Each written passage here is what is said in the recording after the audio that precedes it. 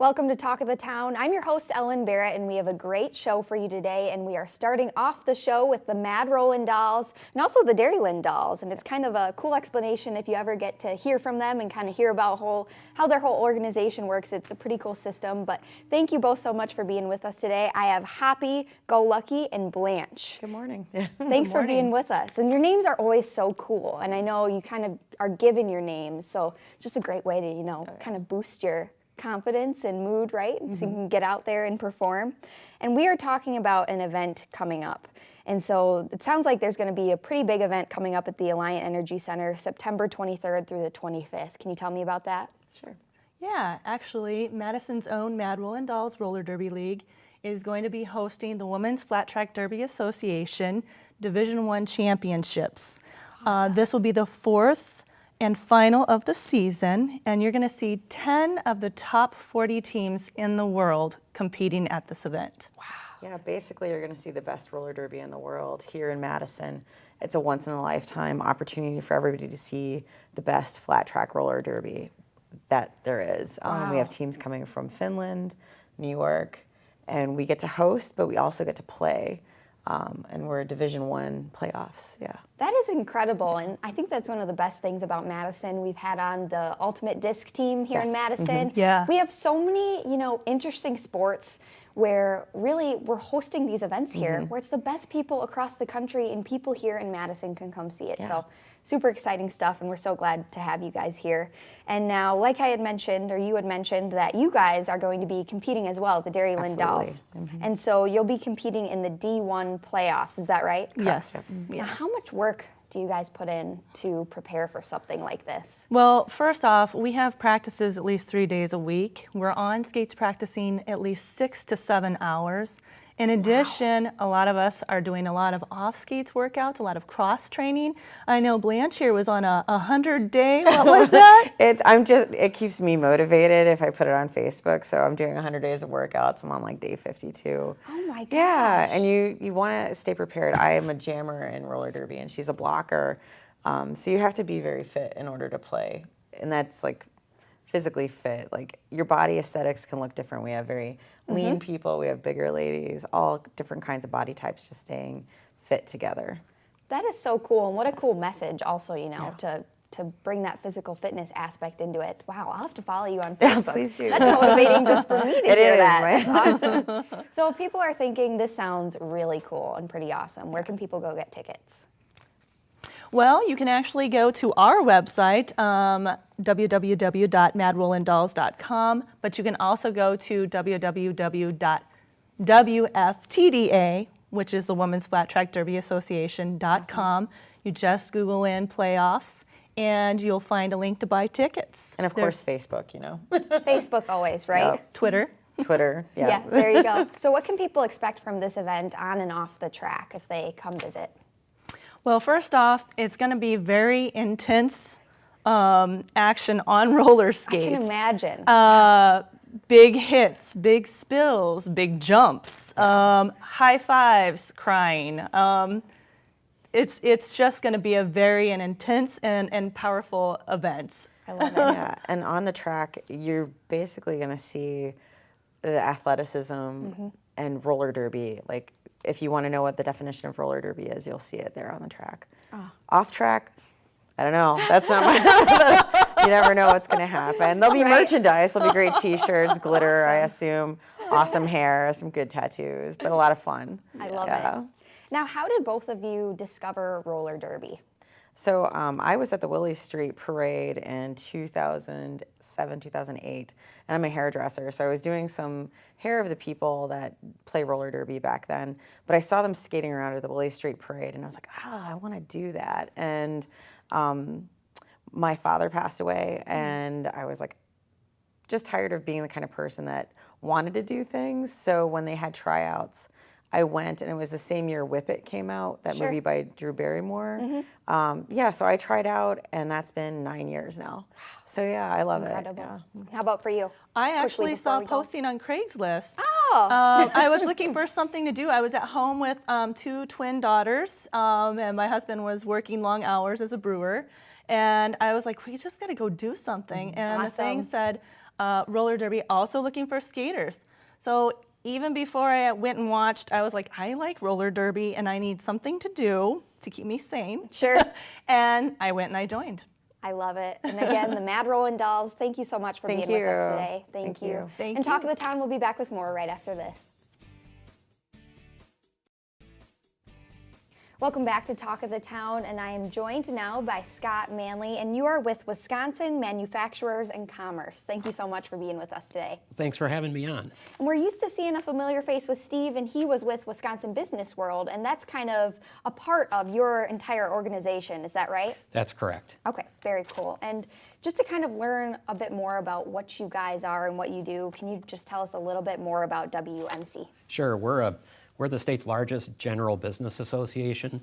We were created in 1911. Wow. And we have about 3,800 businesses that are members of our organization, spanning all corners of the state and really every sector of the economy.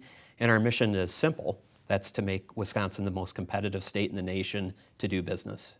What a great mission that we all can benefit from, right? Right, As jobs. the state does well, we all do well. That's right. I love it. And you guys have an event coming up, and that's the State of Wisconsin Business Luncheon. Tell me a little bit about that. Yeah, so that's on October 18th at the Monona Terrace. And this is really the premier event where business people and the general public can come learn about the state of Wisconsin's economy. You know, what is the health of our economy? What are we seeing in terms of positive economic trends? And where, you know, what kind of challenges we have. We're also doing something new this year that's really cool. WMC and Johnson Financial Group are partnering to do the Coolest Thing Made in Wisconsin award. And that award is going to be unveiled at the event on the 18th. Awesome. And I'm going to ask you a little bit more about that award at the end because I'm curious. But I also want to know about guest speakers because this sounds like such a cool event that if you are interested in economics or just really the state of our state, really, sounds like there will be some pretty cool guest speakers as well. Yeah, we think we've got a great lineup. We have Chad Motre, who's the chief economist for the National Association of Manufacturers. He's coming to give a perspective of what's going on with the federal or the national economy and what's going on with federal policies that are impacting Wisconsin's economy. Then we've also invited Governor Scott Walker, as well as Penny Pritzker, who serves in President Obama's cabinet as the Secretary of the United States Department of Commerce. What a great range, just to meet those people, and regardless of your views, just to meet those people and hear their perspectives. What a treat. Yeah, really. and it's really a great event because the economy, as you said before, it impacts all of us. It does, it certainly does. And now talking about our economy here in the state, what would you say is the bright spot of our economy in Wisconsin right now? Well, we've got a number of them. I mean, we've got some good things going on. We've got unemployment that has gone down quite a bit. We're well below the national level, so we've got more people working. That's a great thing. But I would say, just thinking in terms of a growth spot, we've seen a tremendous growth in manufacturing jobs. And in fact, when we look at the past several years, we see manufacturing jobs in Wisconsin growing at a rate that puts us at the 5th most in the country. Really? And that's important because when we think about manufacturing jobs, in many instances, we're not just talking about jobs, we're talking about careers. And when we think about the compensation for manufacturing jobs, these are jobs that compensate about 45% above the state average. So these are well-paying, family-supporting jobs, just the kind that we all want. Now, how about challenges for our economy? I think the biggest challenge we're seeing right now is that employers are really struggling to hire workers. Okay. We do a survey of our CEOs every 6 months, and the last one in June found that 70% of employers are having a hard time hiring. We have a shortage of all types of labor, but especially skilled labor. And how that becomes a problem for all of us is, we hear numerous examples of businesses that need to grow. They need to expand, but they can't do it. And they want to expand in Wisconsin, but they can't do it because they can't find the workers. Now, Scott, quickly before we go here, I want to hear about the Coolest Thing Made in Wisconsin award. Yeah, this is really neat. So we partnered with Johnson Financial Group to do this, and it's really an effort to showcase the fact that we have some world-class manufacturers that make things in Wisconsin. Manufacturing by far is actually the largest sector of Wisconsin's economy. And we have over 300 products that have been nominated for the Coolest Thing Award. Awesome. We've had voting online on our website over the past few weeks. We've had more than 20,000 votes cast. Wow. And Johnson Financial Group will announce the winner of the contest. We're going to narrow it down to 3 finalists next week, and they'll announce the winner at the program. We're really excited about it. So you got to go to the event to hear about the item that's going to win. Yeah, the coolest Wonderful. thing. Wonderful. Again, Scott Manley with WMC, thank you for being with us today. Thanks for having me. And Talk of the Town will be back with more right after this. Welcome back to Talk of the Town, and I am joined now by Colette and Susan, and you ladies are the owners over at Pilates on Harrison. Thank you so much for being with us today. Thank you. Sure, glad to be here. And today we are focusing on how you can feel better with Pilates. And so first I want to start off with, why should people do Pilates? Well, that's sort of the question. Yeah, right? The big question. I think the main reason people do Pilates and should do Pilates is that it makes you feel really good. Everybody has stiff necks, shoulders, hips, all those things. Pilates is really great for alleviating a lot of that tension, builds a lot of core strength, so you sit taller, stand better, breathe better, all those things. So that is the main thing, just to feel better in your everyday life and in other activities you do. Something we could all benefit from. Who doesn't want more of that, right? Exactly. So I want to know, is it like yoga? Because I think that's a big assumption, I think. Is it like yoga? Well, there's a lot of similarities, especially in the benefits. Yeah. Like I just said, standing taller, feeling more open, a lot of those things. But it's different in the way you do the exercises. One, it has equipment, and the equipment has some resistance, so that's a little bit different. And it's also a little more strength focused. Pilates is a little more about flexibility. Pilates is more about strengthening deep core muscles, which also helps with flexibility, but not so focused on that. So I know you mentioned that it's good for neck issues, but what if you currently have neck issues? Is it safe to do Pilates? Yeah, neck issues is a little tricky. Some people start with a mat class, they walk in and they have to hold their head off the floor. It immediately hurts their neck more. Yeah. So that could be a little tricky way to start, but core strength is really good if you have problems with your neck. Sure. So we usually recommend, maybe with neck issues, if you're starting in a mat class, you're going to talk to your instructor and let them know they can modify some things. Or starting on the equipment is a really good way to do it because it's much easier on the neck. And of course, if you can do one-on-one, that's always really helpful for neck issues too. So now this all sounds fantastic, and who wouldn't want all these benefits, right? But I'm sure people are thinking, is this affordable? Is this something I can afford to do? Yeah. Absolutely. Joe Pilates intended for us to do the mat work and the equipment work, to take classes, to do individual work.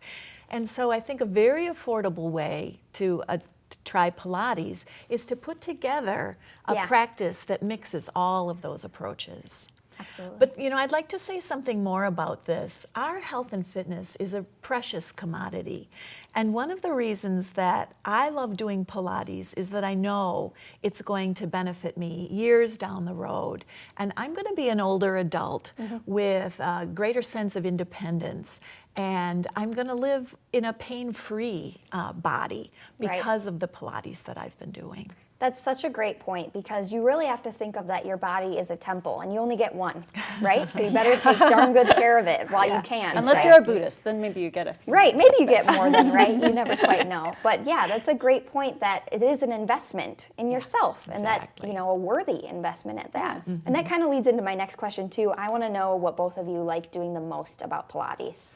Well, I like the way it makes me feel. Yeah. Energized for one. And then that good kind of tired that you feel after you've done a full body workout? That's Pilates. That's been my experience. Yeah. Awesome. Colette?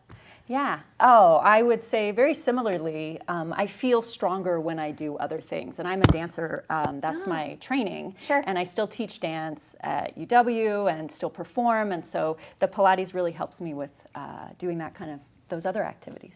Yeah. So what is the best way to get started if somebody is watching this and thinking, I could use some more of that in my life? Yeah. What's the best way? Well, at our studio, Pilates on Harrison, we have a 6-week Introduction to the Equipment series, and it's a really nice way for people to get started. There are people who prefer to do a handful of one-on-one sessions to get started, however. And the nice thing about that approach is that the teacher can tailor instruction to the unique strengths and challenges that a person comes to the studio with. Absolutely. And again, Susan and Colette with Pilates on Harrison, thank you both for being with us today. Thank you for having And you are both just great examples too, both of you in such great shape. This is making me motivated, right? So be sure to go check them out. They're also off of Monroe Street, so really easy to find. But we'll be back with more Talk of the Town right after this. Welcome back to Talk of the Town, and we have a familiar face with us today, or actually maybe not so familiar face. Probably not. You may recognize him, usually being dressed up in green. This is Rich Peterson, and you are the host and also the director of Bordello of Horror. Thank you for being with us today. Well, thank you for having me. And we love having your show. As for the people who may not be familiar, can you just tell us a little bit about your show on our station? Yeah, Bordello of Horror kind of fills the void of the late night horror host from days gone by. You know, if you grew up with a horror host, they always had their campy little comedy bits. Well, we take it to the next level.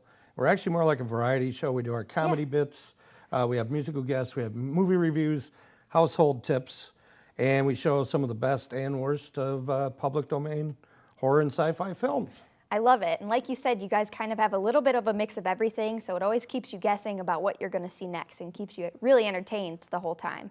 Well, we try to. Now, how long has the show been in production?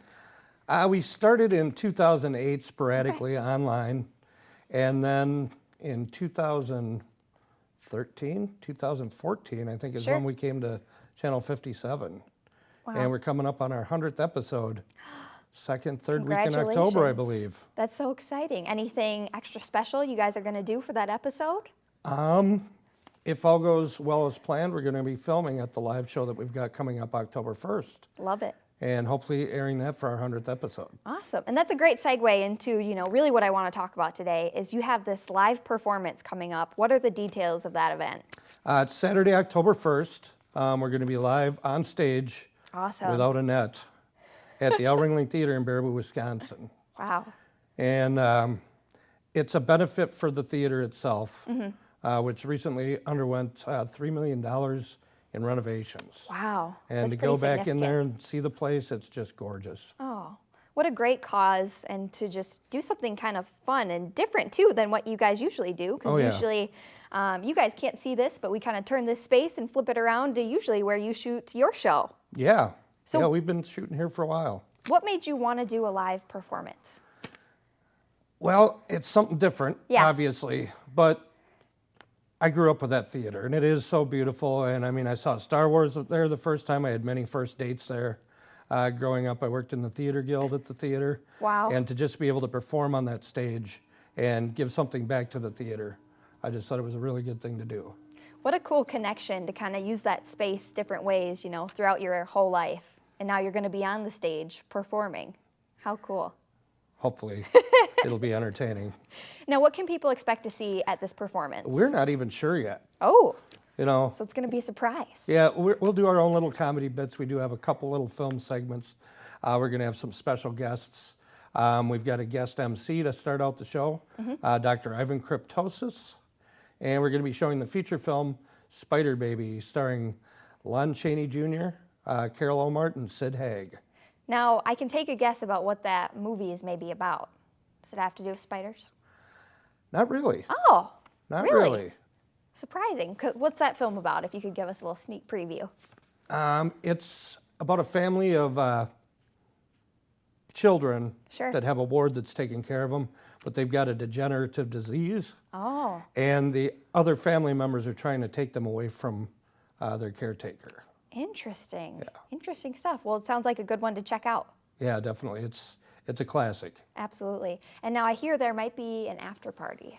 Oh, yes. The actual show runs from 7:30 to 9:30 at the theater, and then beginning at 10 o'clock, I believe, at the Pump House Sports Bar and Grill in Baraboo, Wisconsin. Awesome. We're going to have an after party with live music by Deadlock and a costume contest. Ooh, so come in your best. Was there a theme or just No, any no costumes theme. you'd like? Just your Halloween costume. I love it. So you can really get creative then and come up Yeah, with something definitely. unique. Awesome. Well, can you give us the event details one more time? If people do want to get tickets, where can they go and when can they see the live event? Sure, it's Saturday, October 1st. The lobby of the theater opens at 6:30 p.m., showtime at 7:30 p.m., and it's just $10 for tickets. Awesome. And they can get those at the Al Ringling Theater box office, or they can order them online at alringling.com. And for all the event details, they can go to our website, which is bordelloofhorror.com. Wonderful. Again, Rich Peterson, you're the host and also director of Bordello of Horror. Thank you so much for being with us today. Thank you for having me. And thank you for watching. You can find us next time only on Wisconsin's 57.